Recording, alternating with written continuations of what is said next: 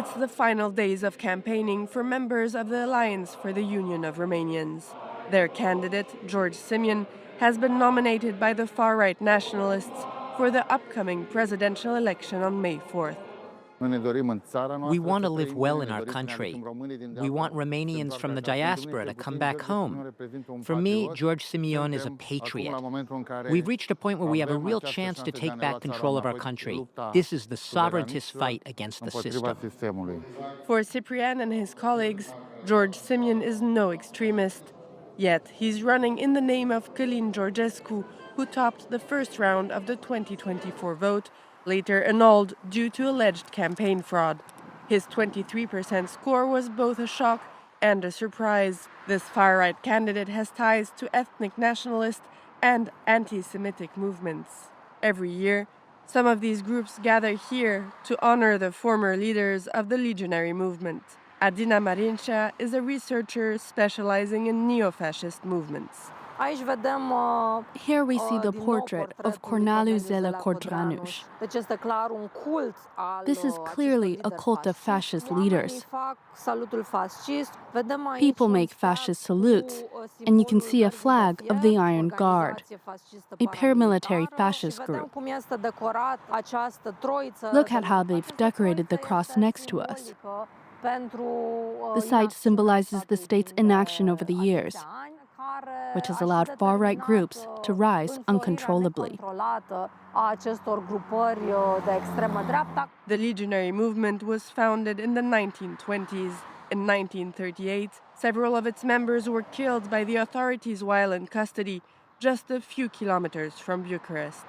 The Romanian Legionary movement was a form of native fascism, distinctly Romanian, with its own traits, such as a strong emphasis on orthodoxy. A radical Orthodox current that still fuels extremist groups today. At this monastery, worshippers attend a Good Friday Mass. But the site is also frequented by far-right movements. An exhibition here pays tribute to figures considered anti-communist martyrs. Some, including the monastery's founding father, were members of the Legionary movement.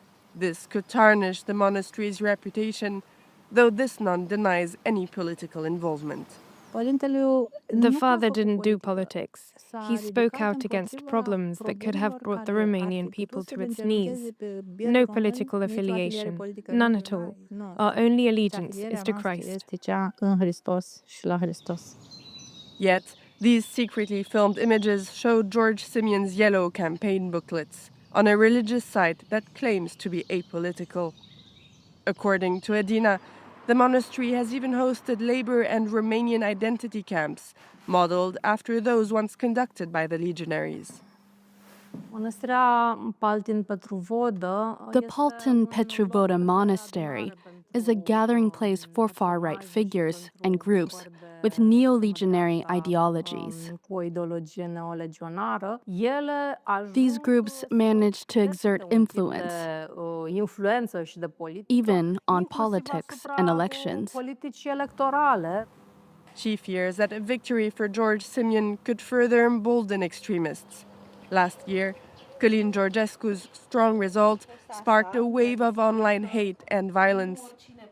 Anda Constantin was one of its targets. That one needs to be killed, go to Bucharest in person and take care of it. The conclusion is Jews and Roma must be eliminated, along with all impure races. Anda is a member of the Roma community. She and her niece received these threats after warning on Facebook about a possible win for Georgescu in the second round. It felt like a series of shocks, one after the other. It's painful to say, but my first post was actually directed at my own relatives, many of whom supported Georgescu and his whole movement. We keep sounding the alarm about the danger, not just for us, but for everyone.